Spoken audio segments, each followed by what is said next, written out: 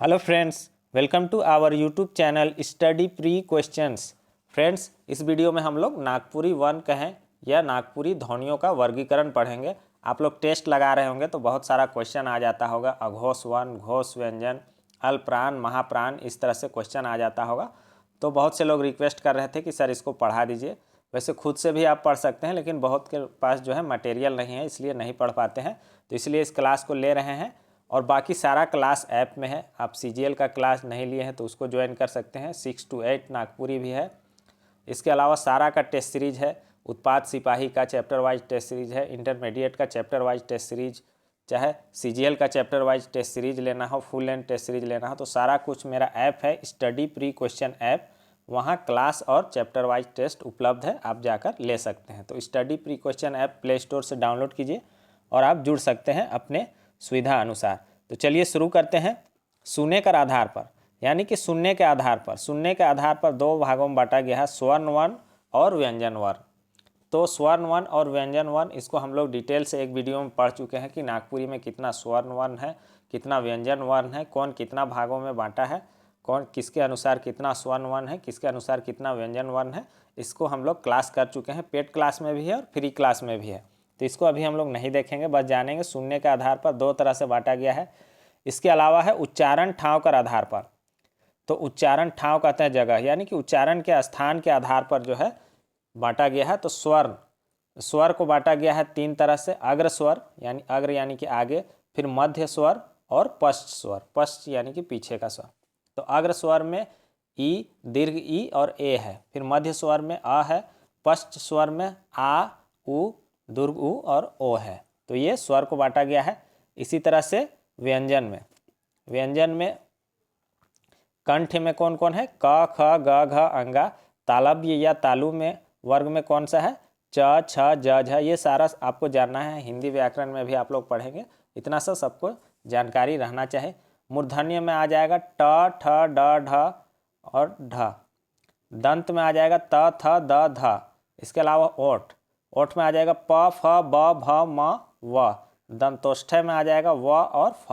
तो व को ओठ में भी रखा है, दंतोष्ठय में भी रखा है और स्वर यंत्र मुखी में ह को रखा गया है। तो ये व्यंजन को बांटा गया है।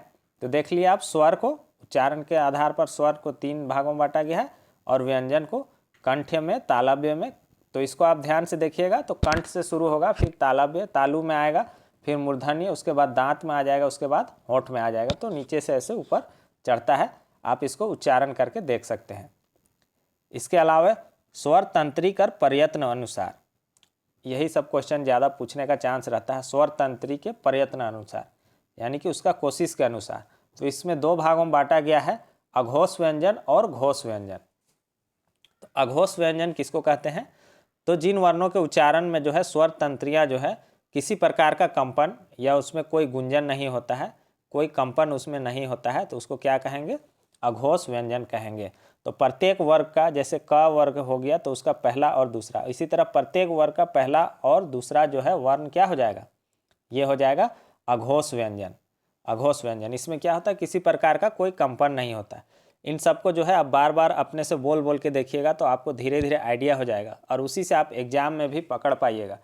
सुन के, देख के, वीडियो देख के आप इसको नहीं पकड़ पाइएगा। जब तक आप खुद में इसको प्रैक्टिकल नहीं कीजिएगा तो एग्जाम में नहीं कर पाइएगा। अघोष व्यंजन, इसमें किसी प्रकार का कंपन या गुंजन नहीं होगा, जैसे क, ख, च, छ, त, थ, पहला और दूसरा वर्ण, प्रत्येक वर्ग का पहला और दूसरा वर्ण। तो इसको बोल बोल के देखिएगा तो आपको खुद समझ में आ जाएगा। इसी तरह है घोष व्यंजन। घोष व्यंजन किसको कहेंगे, तो जिन व्यंजन वर्णों के उच्चारण में जो है स्वर तंत्रियाँ जो है गूंजने लगती है या उसमें कंपन होती है, जैसे ग, घ, अंगा, ज, झ। देखिए गुंजन इसमें लग रहा है, तो इससे जो है आप आसानी से पकड़ लीजिएगा। और इसमें ध्यान देना है कि प्रत्येक वर्ग का तीसरा, चौथा और पांचवा वर्ण, प्रत्येक वर्ग का तीसरा, चौथा और पांचवा वर्ण है। नागपुरी में बहुत सा वर्ण यूज नहीं होता है, तो इसलिए देख लीजिएगा। प्रत्येक वर्ग का तीसरा, चौथा और पांचवा वर्ण जो है घोष व्यंजन के अंतर्गत आएगा, जैसे ग, घ, ज, झ, ढ, ढ। एक प्रकार का आपको लगेगा कि कंपन हो रहा है। तो घोष और अघोष में यही अंतर है कि अघोष में आपको किसी प्रकार का कंपन या गुंजन नहीं मालूम पड़ेगा और घोष व्यंजन में आपको थोड़ा सा क्या होगा, घर्षण या गुंजन कह सकते हैं उसका, या कंपन कह सकते हैं, इस तरह से आपको पता चलेगा। उसके बाद है काकल कर प्रयत्न अनुसार। काकल के प्रयत्न के अनुसार जो है दो तरह से बांटा गया है, अल्प प्राण और महाप्राण।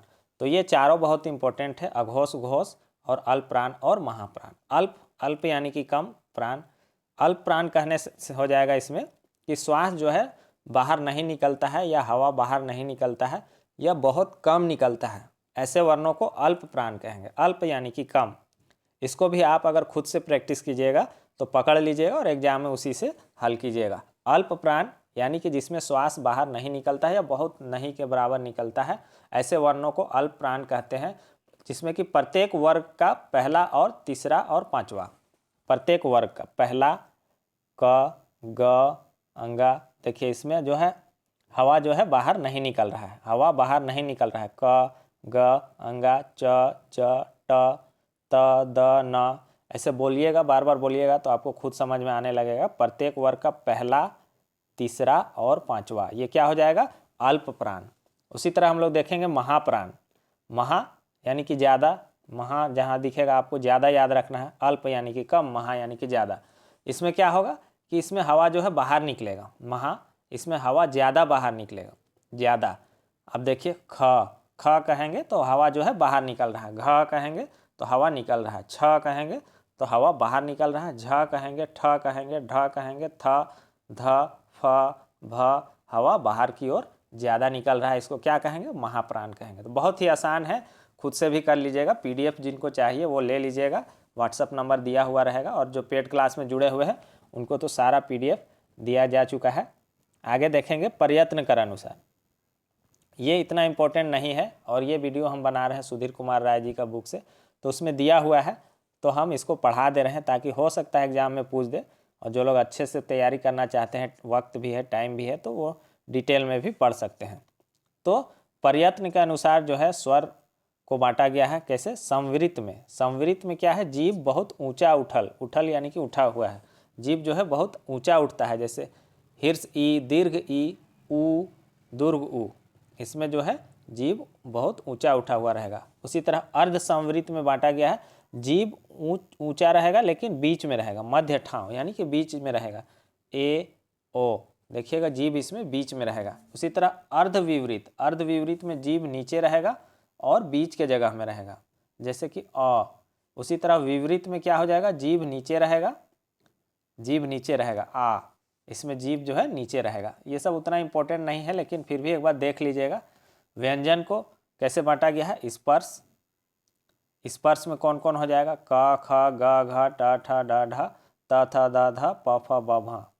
इसके अलावा संघर्षी में स को संघर्षी में रखा है, स्पर्श संघर्षी, च, छ, ज, झ, देखिएगा स्पर्श संघर्षी, संघर्ष हो रहा है हवा का, उसमें देखिएगा संघर्ष हो रहा है। तो इस तरह से आप याद कर सकते हैं, पूछ सकता है संघर्षी में कौन आएगा, स, तो स, धन, सा, कौन कौन सा है, इस तरह से देख लीजिएगा। च, छ, ज, झ आपका स्पर्श संघर्षी में आएगा। अनुनासिक में अंगा, न, म, टेस्ट में ये सब आप लोग को मिल जाता होगा।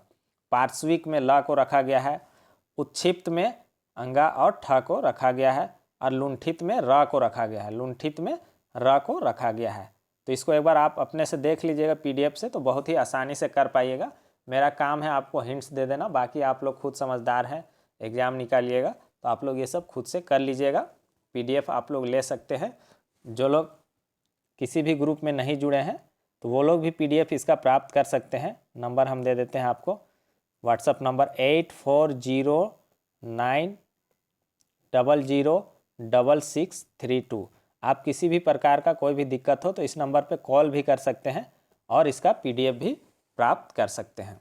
तो कोई भी क्लास से जुड़ना चाहते हो या टेस्ट सीरीज से जुड़ना चाहते हैं या चैप्टर वाइज टेस्ट सीरीज से, चाहे उत्पाद सिपाही का हो, इंटर लेवल का हो, चाहे ग्रेजुएट लेवल का हो, ग्रेजुएट लेवल का 20 फुल लेंथ टेस्ट भी है तो आप उससे भी जुड़ सकते हैं।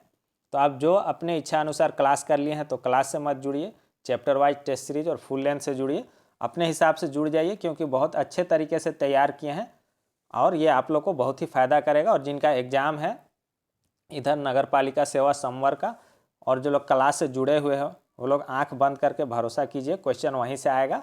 ज़्यादा से ज़्यादा टेस्ट लगाइए, 17 टेस्ट तक अपलोड हो चुका है। बाकी 3 टेस्ट भी कोशिश करेंगे 1-2 दिन में अपलोड कर देंगे।